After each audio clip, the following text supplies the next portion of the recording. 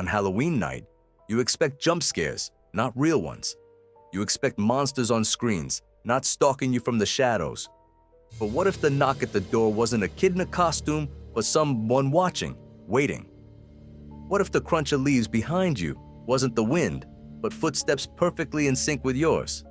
In the suburbs, behind smiling pumpkins and fake cobwebs, something real was lurking. Something that didn't want candy, it wanted you. The man in the window. Freshman year of high school is an awkward time for most people.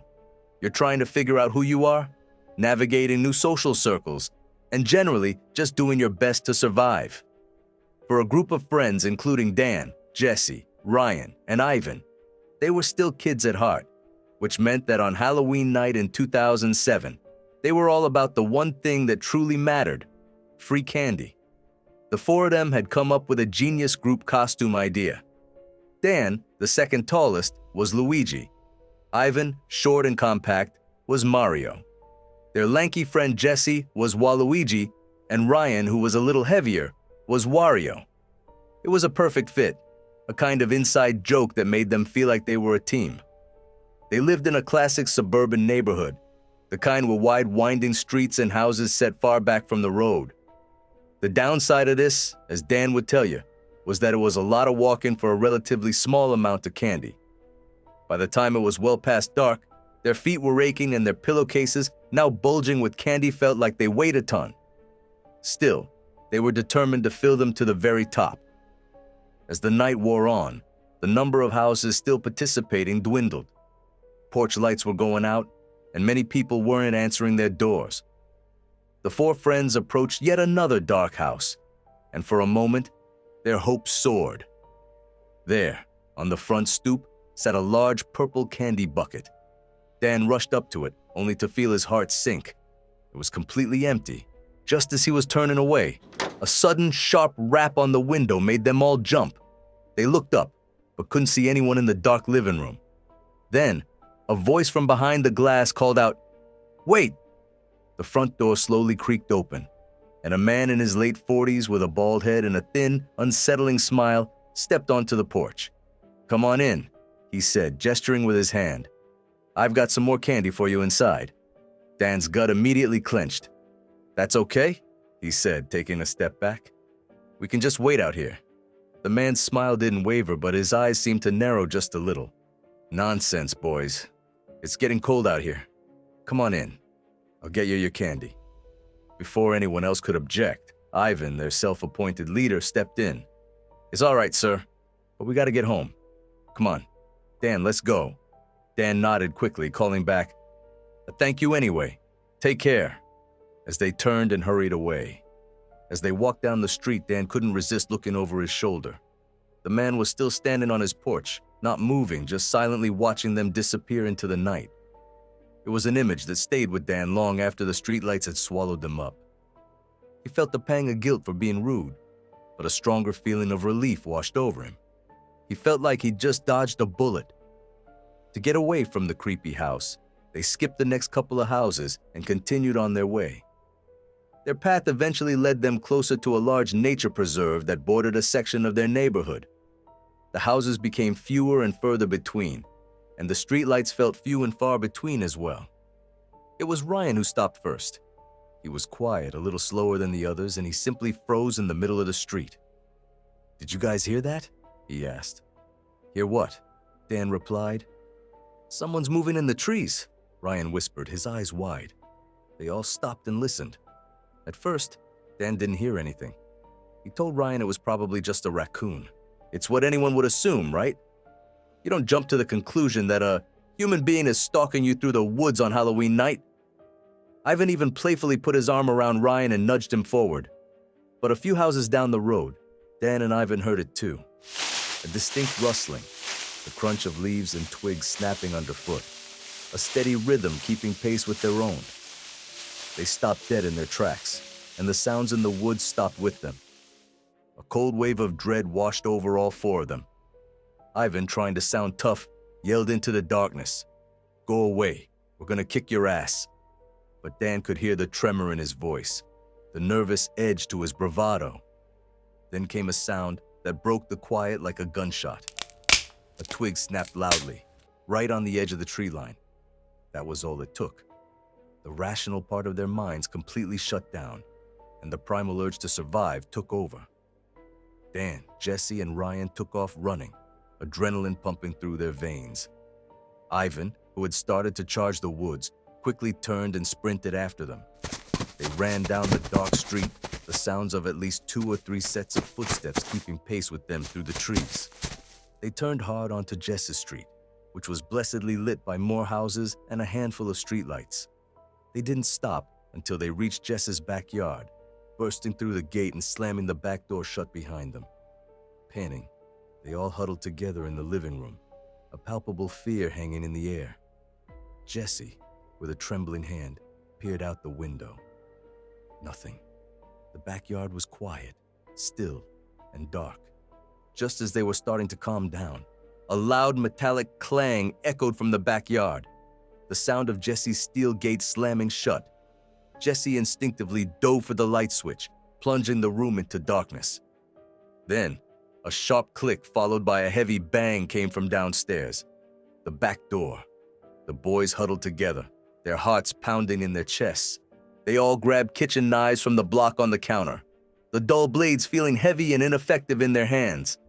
They were about to go downstairs and confront whoever was in Jess's house when the front door burst open. The 4 of them screamed, a primal sound of terror. But the lights flickered on, and there stood Jess's mom and his 2 younger sisters, home from a friend's party. Relief, thick and powerful, washed over the boys. They recounted the story to Jesse's mom, downplaying the terror they felt to make it seem like a bit of a silly scare. After everything settled down, Dan and Ivan finally went home. The night was over, or so they thought.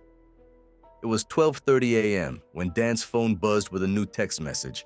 It was from Jesse. It wasn't my mom. Dan's stomach dropped. He texted back immediately. "What?" Jess's response came in a flash. My mom and sister said they never went into the backyard. They came in through the front door. A cold dread spread through Dan's chest. He told Jesse to check the backyard from his upstairs deck, but Jesse had already done it.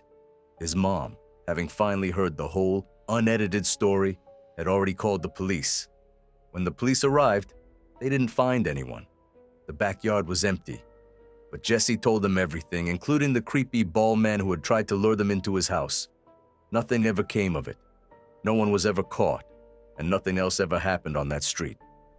The thought of that man watching them from his porch, and the realization that someone, or multiple people, had been following them through the woods and then stood in their backyard, it's a feeling that Dan says he's never been able to shake. It was a terrifying reminder that some people are just waiting for the right moment, for the right opportunity. And on one Halloween night, 4 friends in silly costumes came a lot closer than they ever should have to becoming a part of their own real-life horror story.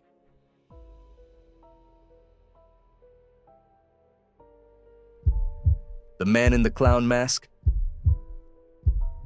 October 31st, 2018. Sarah was a sophomore in college, but she was spending Halloween night back at her parents' house in a sleepy suburban neighborhood. Her parents were out at a friend's costume party, and Sarah had the whole place to herself. She had planned a quiet night, a bowl of popcorn, her favorite scary movies, and a large bowl of candy for the trick-or-treaters. The evening started out normally. From 6 to 8 p.m., the doorbell rang consistently. There was a steady stream of little ghosts, witches, and superheroes, and Sarah loved seeing all the kids in their costumes. She felt the kind of nostalgia for her own childhood Halloweens, back when the scariest thing in the world was the kid in the cheap rubber Frankenstein mask. As the night wore on and the clock crept past 9, the number of visitors dwindled. The last group of kids came and went, and then the house fell into a deep, unsettling silence. That's when the doorbell rang again. Sarah wasn't expecting anyone else, but she figured it was just some late stragglers. She opened the door and there was a group of 3 teenagers standing on her porch. 2 of them were dressed as cowboys, holding out pillowcases. But the third person was a full-grown adult, standing slightly behind the teens and wearing a cheap plastic clown mask with a painted-on smile and large red nose. He wasn't holding a bag. He was just standing there, completely still, looking directly at her through the eye holes. Sarah felt an immediate pang of unease. It was late, and something about the man's stillness was just wrong.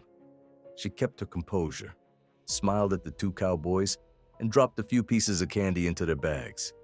She avoided looking at the clown. "Happy Halloween," she said before quickly closing and locking the door. For the next hour, nothing happened. The neighborhood was quiet, the only sounds the rustle of leaves outside her window. She felt herself starting to relax again, putting the creepy encounter out of her mind. She turned on her movie and tried to get comfortable. Then she heard a noise from the backyard, a faint scrape, like something dragging against the concrete patio. She muted the TV and listened closely. It didn't happen again. Probably just a raccoon, she whispered to herself. The house was old and it made noises all the time. She told herself not to be paranoid and turned the movie back up. A few minutes later, she glanced at her phone. She had a text from her mom asking her to keep an eye on things, but she also had a notification from their home security app. It was a motion alert from the front porch camera. She clicked on it, half expecting to see a cat or a leaf blowing across the screen. What she saw instead made her heart stop. Standing on her front porch was the man in the cheap clown mask. He was facing the front door just like he had been before, but he was holding his phone up, taking a video of the front of the house. He slowly panned the camera from the front door, across the window of the living room where she was sitting, to her parents' bedroom window on the second floor. Then, he looked directly into the camera lens, through the mask's lifeless plastic eyes, and the feed cut out. Sarah felt a wave of icy terror. The man wasn't a trick-or-treater. He wasn't a teenager. He was an adult, filming her house. He knew she was home alone. She grabbed her phone and immediately called her parents. No answer. She tried her dad. Straight to voicemail. Her mind was racing. Who was this guy? What did he want? She was about to dial 911 when she heard a loud metallic bang from the back of the house, followed by the unmistakable sound of something rattling against metal. It sounded like someone was trying to force open the back door. Sarah didn't hesitate. She ran to her parents' bedroom, locked the door, and crawled into the closet, her phone clutched in her trembling hand. She frantically dialed 911. 911, what's your emergency? A calm voice on the other end said. Someone is trying to get into my house. Sarah sobbed into the phone, her voice barely a whisper. I'm home alone. I think he's in my backyard. He was just at my front door and he was filming the house. The dispatcher kept her on the phone, trying to get her to stay calm, telling her to stay in the closet and that police were on their way. As she spoke, she heard another loud, distinct scraping noise from the back door, followed by a heavy thud. She could hear the muffled sound of a man's voice from outside, but couldn't make out the words. Then silence, an agonizing, terrifying silence. The police arrived about 15 minutes later. When they finally came to the bedroom and called her name, Sarah practically collapsed with relief. They did a sweep of the house. The back door was still locked, but there were fresh pry marks on the doorframe and the lock. The window to her parents' detached shed in the backyard was broken, and a few tools were scattered on the ground inside. The police determined that the man had likely been trying to break in and had grabbed the wrong tool for the job. They never found the man. The security cameras in the neighborhood didn't pick up a single image of him. It was as if he had vanished into thin air. The police told Sarah it was probably just a random attempted burglary, but she knew better. The way the man had stood on her porch, staring, the way he had filmed her window, the way he had waited until the streets were empty. It was personal. It was calculated. And that Halloween night, Sarah learned a terrifying truth. The most frightening monsters aren't the ones you see in movies. They're the ones hiding in plain sight, waiting for the perfect opportunity to strike. The Last Delivery. In October 2015, Leo was working as a late-night delivery driver for a local pizza place in a small college town. Halloween was always a busy night, with students throwing parties and everyone wanting a break from cooking. By 1 a.m., the rush was over, and the only orders coming in were from people who were either still partying or had just gotten home. He was just about to call it a night when a new order came through. A single pizza to a dorm building on the other side of campus. It was a strange order. A large pepperoni pizza to a third-floor dorm room. Leo thought it was weird that someone would order an entire large pizza just for themselves so late, but he wasn't going to complain about the tip. When he arrived at the dorm, the whole building was silent. Most of the students were either still out or already asleep. He walked up the 3 flights of stairs, the sound of his footsteps echoing loudly in the empty stairwell. He reached room 307 and knocked on the door. No answer. He knocked again, a little louder this time. Still nothing. He sighed, looked at the pizza box and considered just leaving it and going home. But then he heard a muffled voice from inside. 1 minute, it called out. Leo waited and waited. After what felt like 5 minutes, he knocked again. The door suddenly swung open, and he was met with the sight of a guy who looked to be in his early 20s, with a disheveled look and a pale, sweaty face. He wasn't wearing a costume, just a plain hoodie and jeans. The room behind him was completely dark. "Hey, pizza for room 307, Leo said, holding out the box. The guy just stared at him. He didn't reach for the pizza.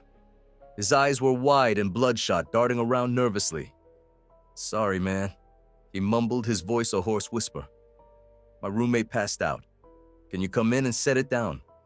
A cold feeling of dread washed over Leo. The guy's request was way out of the norm. Delivery drivers don't go inside dorm rooms, especially not in the middle of the night. He glanced past the guy and into the dark room. He couldn't see much, but he could make out the outline of a large, heavy-duty toolbox sitting on the floor. It was strange, because it looked like a carpenter's toolbox, not something a college student would own. "Nah, I can't," Leo said, forcing a smile. "Company policy. I can just leave it here." The guy's demeanor changed instantly. The nervous look was replaced by a hard, angry stare. His eyes narrowed and he took a step forward, blocking the doorway. "Just for a second, dude," he said, his voice now a low growl. "Come on, it's heavy." Leo knew he had to get out of there. He wasn't afraid of a fight, but something about this guy's energy, the dark room, and the mysterious toolbox was setting off every alarm bell in his head. He took a step back and held the pizza out at arm's length. "Look, I gotta go. You want the pizza or not?" Just then, a faint, almost imperceptible sound came from the darkness of the room. It was a whimpering sound, a single, short gasp. The guy's eyes flashed with pure panic. He quickly turned his head towards the noise, a look of pure terror on his face. In that split second, Leo made his move. He shoved the pizza box into the guy's stomach, hard, and sprinted down the hallway. He didn't wait for the elevator. He flew down the stairs, 3 at a time, his heart pounding in his ears. He burst out of the dorm and into his car, locking the doors and peeling out of the parking lot. He drove straight back to the pizza place, breathless and shaking. He told his manager what happened, and they immediately called the police. Leo gave them the address, the room number, and a description of the guy. The police arrived on the scene minutes later. About an hour later, a police officer called the pizza shop. They had gone to room 307, but the door was locked and no one answered. The officer said they had found the discarded pizza box in the hallway, but that was it. Leo's manager told the police about the toolbox and the whimpering sound, but they said they couldn't get a warrant to search the room based on just that. The officer said that it was probably just a prank, a bunch of drunk college kids messing with the pizza guy. Leo never heard anything else about it. He quit his job a week later and never worked a delivery job again. He still thinks about that whimpering sound from the dark room. He thinks about the panicked look on the guy's face and the large toolbox. He knows deep down that it wasn't a prank. He has no idea what was in that room or what happened to the person who made that sound, but he knows that he came within a few feet of finding out. And to this day, he still feels a cold chill run down his spine every Halloween night.